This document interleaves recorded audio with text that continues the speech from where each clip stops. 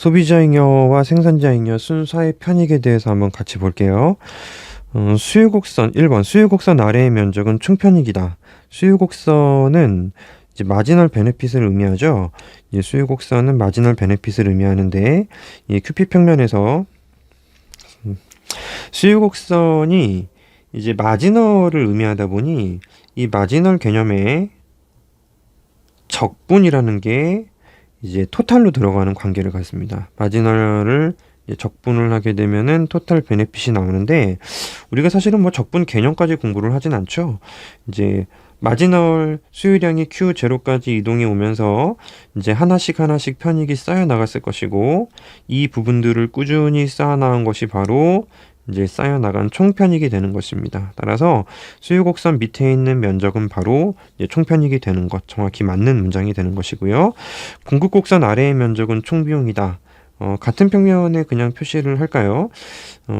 이제 공급곡선이라는 것은 우상향하는 형태로 도출이 됩니다. 우상향하면서 공급곡선을 그려낼 수가 있는데 공급곡선이 의미하는 거는 여기다 표현해 볼게요. 마지널 코스트. 한계 비용이 되는 것이죠. 따라서 한계 비용 역시 마찬가지로 이렇게 누적을 해 나가면서 어떤 이제 기업에 쌓여 나가는 비용을 표현을 할 수는 있는데 하지만 주의할 점이 있어요. 이 편익은 총편익은 수유량이 0이면은 편익도 0이라고 말하고 있지만은 비용은 그렇지 않습니다. 이제 TC라는 것은 고정 비용도 존재해요. 고정 비용이 존재하고 뭐 플러스 가변 비용도 존재한다고 합니다. 비용 파트에서 우리가 자세히 볼 거예요. 그 예를 수치를 들어보면은 TC는 100 플러스 뭐 TQ의 T는 빼죠. Q의 제곱이다. Q의 제곱이다. 그래서 여기 이제 미분을 하시게 되면은 보시는 것처럼 100이 안 보여요. 100이 안 보이고 MC는 EQ 이렇게 나와요.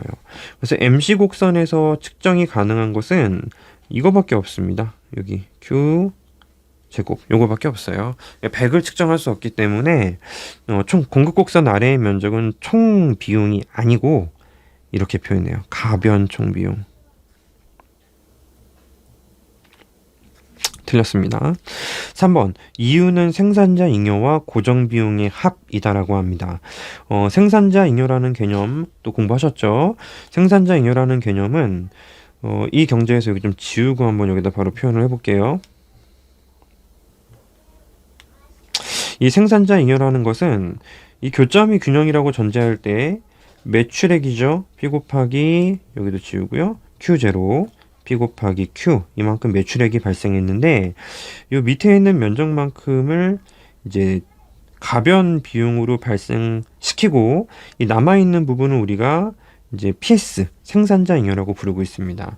따라서 생산자 잉여는 철저하게 제품을 만들면서 계산이 들어가는 거거든요. 근데 이제 생산자 잉여는 고정 비용을 이제 고려를 하지 않고 측정된 기업에 창출된 가치를 말합니다. 따라서 생산자 잉여는 여기서 고정 비용을 빼 주셔야지만 보통 파이로 표현하는 이윤이 되는 거예요. 다시 봅시다. 이윤은 생산자 잉여와 고정 비용의 합이다. 틀렸죠? 예, 이윤은 생산자 잉여 마이너스 고정 비용이에요. 4번 우상향하는 공급곡선과 우하향하는 수요곡선을 가정한다. 민간이 해당 재화의 수요를 늘리면 소비자 잉여는 증가하고 생산자 잉여는 감소한다. 이건 새로 그려보는 게 좋겠죠? 현재 주어져 있는 균형이 있는데요. 이제 우하향하는 수요곡선도 있고 우상향하는 공급곡선도 있습니다. 여기 수요곡선, 공급곡선이라고 한다면 이제 지금 문제의 상황을 보자면 이제 수요가 늘어났어요. 수요가 늘어나게 되면 이제 곡선 자체가 수요곡선만 오른쪽으로 이렇게 이동하게 되겠죠? 그죠? 따라서 이제 경제의 균형은 이 점에서 지금 0점이라고 할까요? 이 1점으로 이동하게 됩니다. 자, 소비자 잉여라는 것은 기존에 측정하는 방식 배웠잖아요. 여기였어요.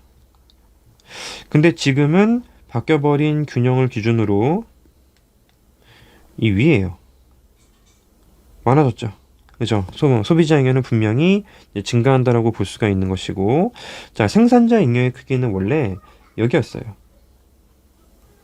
근데 자, 매출액에서 MC를 빼고 남아있는 영역이 더 많아집니다. 더 많아지면서 보시는 것처럼 이만큼 늘어나요. 그래서 생산자 잉여는 감소하는 게 아니고 생산자 잉여도 증가한다 되는 것입니다. 한 번 더 생각해 보시면은 답을 찾을 수 있을 것이고, 5번 우상향하는 공급 곡선과 우하향하는 수요 곡선을 가정한다.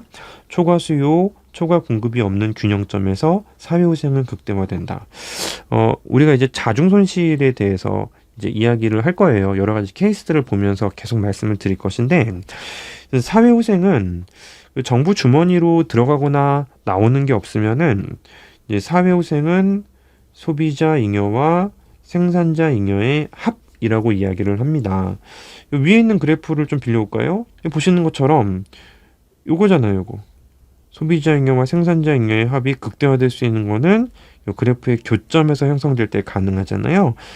그래서 사회후생은 이제 교점에서, 균형점에서 극대화되는 것이 정확히 맞는 문장이 됩니다.